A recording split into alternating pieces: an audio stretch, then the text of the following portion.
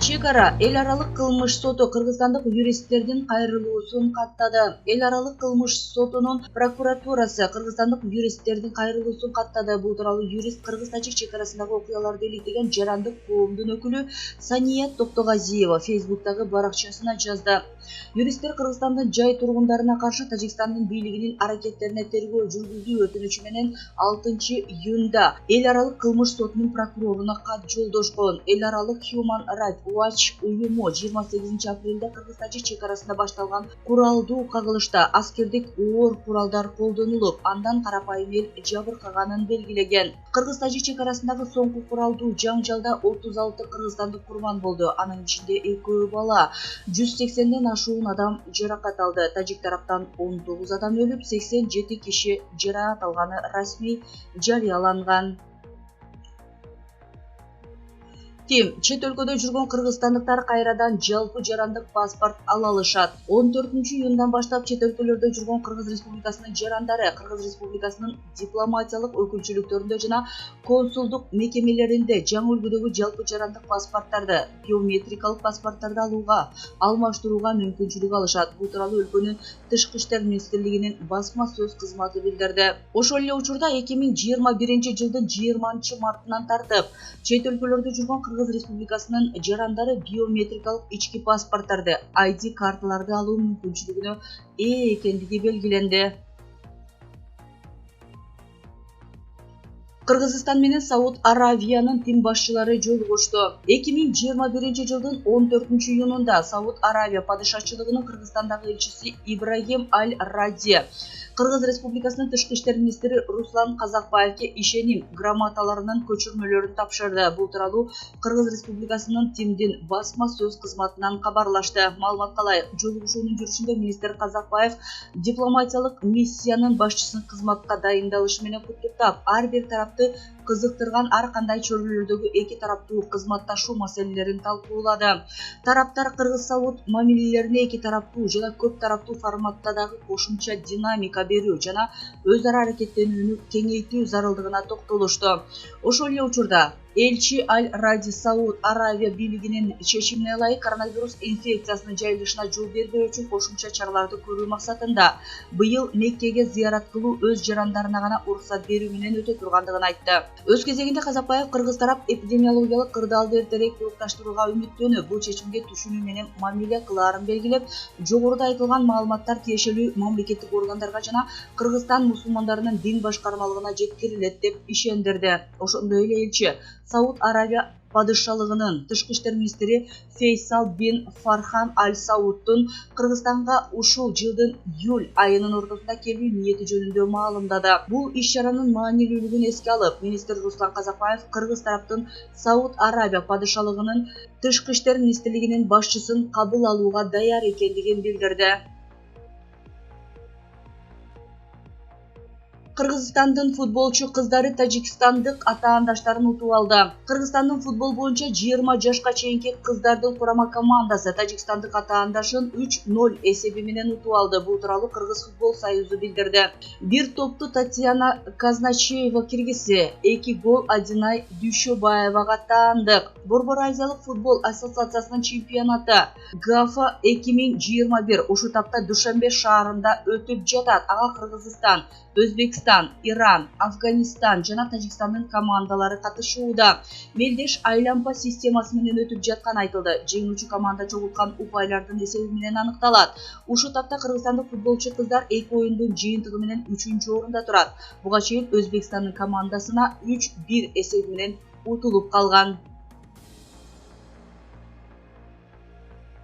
Бакыт Бакитаев Мирзиёевдин акылмандык менен жүргүзгөн эл аралык саясаты Борбор Азияга тынчтык орнотот. Өзбекстандын президенти Шавкат Мирзиёевдин Кыргыз-Тажик чекара жаңжалынан кийин эле Тажикстанга сапарын биринчи караганда коңшу өлкөнү колдоо ниети катары кабыл алууга болот. Бирок сапардын алкагында кол коюлган келишимдердин маңызын иликтеп көргөндөн кийин анын багыты аныктала түшкөнсөйт. Мындай пикирин саясатталуучу Бакыт Бакетаев билдирди. Баардык кол коюлган келишимдер экономикалык жана маданий кызматташтыкты өнүктүрүүгө багытталган. Бул биринчи кезекте тынчтыкты сактоо процесстерине таасир этет. Чек арадагы эки тараптык конструктивдүү эмес дооматтардын фонунда тажик-өзбек маселеси толук кандуу түшүнүүчүлүктө жана конструктивдүү багытта өнүгүп жатат. Шавкат Мирзиёевдин акылмандык менен жүргүзгөн эл аралык саясаты Борбор Азиянын өлкөлөрүнө чек ара маселеси тынчтык жолу менен чечилет деген үмүт берет. Бул айрыкча Кыргызстан менен Тажикстанга маанилүү. Учурда Кыргызстан менен Тажикстан жарышып куралданууда. Эки тараптын тең айрым жарандары интернет желесинде улуттар аралык араздашууну жана жек көрүүнү козутуп жатышат. Россия менен Казакстан араздашкан эки тарапка берешендик менен курал-жарактарды жөнөтүүдө. Туркия Кыргызстанга Азербайжан армян куралдуу жаңжалда ийгиликтүү колдонулган БТ-2 байрактар берүүгө ниеттенди. Мына ушул жагынан алып караганда Өзбекстандын президенти Мирзиёевдин тынчтык орнотуучулук ролу күндөн күнгө өсүүдө, деди Бакыт Бакетаев. Жарым жылаңач кыздарга акча кыстарган аткаминерлер жазаланды. Сырдария бийлиги аткаминерлер жарым жылаңач бийчи кыздарга акча бергени боюнча билдирүү жасады. Сырдария облустук акимчилиги жергиликтүү аткаминерлер ресторанда жарым жылаңач бийчи кыздарга акча берип жаткан тартылган видео боюнча расмий билдирүү жасады. Мекеменин маалыматына караганда окуя былтыр октябрда Евроазия деген ресторанда болгон. Интернетке жарыяланган видеодон облустагы райондордун биринин акиминин орун басары, райондук жайлуулук башкармалыгынын башчысын, экология жана айлана чөйрөнү коргоо инспекциясынын башка дисин көрүүгө болот. Аталган кызмат адамдары ресторанда отурганда аларга шоу-балет тобунун кыздары келишкен. Отургандарга бийчилердин күтүүсүз кирип келгени жакпай, аларга акча берип тез чыгып кетишин өтүнүшкөн деп жазылган акимчиликтин билдирүүсүндө. Бирок айрым интернет колдонуучулар видеону отургандардын бири тарткандыктан жана аткаминерлердин жүздөрүнө нааразылык көрүнбөгөндүктөн жергиликтүү бийликтин бул түшүндүрмөсү ишенимсиз болуп жатканын жазышууда. Облустук акимчиликтин билдирүүсүндө ресторандын жетекчилиги менен сүйлөшүүлөр жүргүзүлүп, кызмат адамдарына мамлекеттик кызматкер катары үлгүлүү болуу кеңеши берилип, иштен алуу сыяктуу катаал чаралар көрүлгөнү белгиленген. Ошол эле маалда анда кайсы аткаминер кандай жаза алганы айтылган эмес. Каныбек Иманалиев бийликтин заказын аткарган 7-8 сотту жазалоо зарыл. Соттук реформага болгон аракеттер, соттогу акыйкаттуулук канткенде ишке ашат. Себеби буга чейин деле көп аракеттер болгону менен жыйынтык жок болуп атпайбы? Биринчиден, саясий заказдарды аткарып келген соттун баары иллюстрацияга алынышы шарт. Экинчиден, сотторду тандоо критерийлери көбүрөөк болушу керек. Үчүнчүсү, сотко талапкер болгондорго талаптарды жогорулатуу зарыл. Төртүнчүсү, соттун иши ачык айрым көрүнгөндөй онлайн режимде жүрүшү зарыл. Сот системасы реформа болмоюнча калган реформанын бирөө да ишке ашпайт. Чынында эле соттордун бийликке карай көз карандуулугунан арылса болобу? Бийликке сот оппозицияны соттогондо керек болуп атпайбы? Бирок бизде акыркы 10 жылда бийликтин заказын аткарып жүргөн 7-8 эле сот бар. Алардын кимдер экенин биз жакшы билебиз. Ошол эле Садыр Жапаровду, Өмүрбек Тикебаевди, Бекболот Талгарбековду соттогон судьялар бул системадан кетиши керек. Алар жалаң заказдарды аткарып жүрүп Кыргызстанды ушул күнгө кептеди.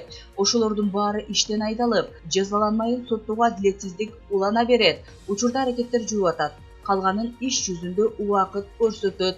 Мээрим Асанова, Азия Ньюс газети. Олжобай Каратаев, профессор, Төрөбай Зулпукаров тарых факультетинде окуган, экзаменди мен алгам. Тарых илиминин доктору, профессор Олжобай Каратаев УКМКнын тергөө абагында отурган депутат Төрөбай Зулпукаровдун дипломуна байланыштуу комментарий берди. Каратаев Зулпукаров Улуттук университетинин тарых факультетинин аралыктан окуу бөлүмүнө 1995-жылы тапшырганын, кабыл алуу экзаменин алганын айтты.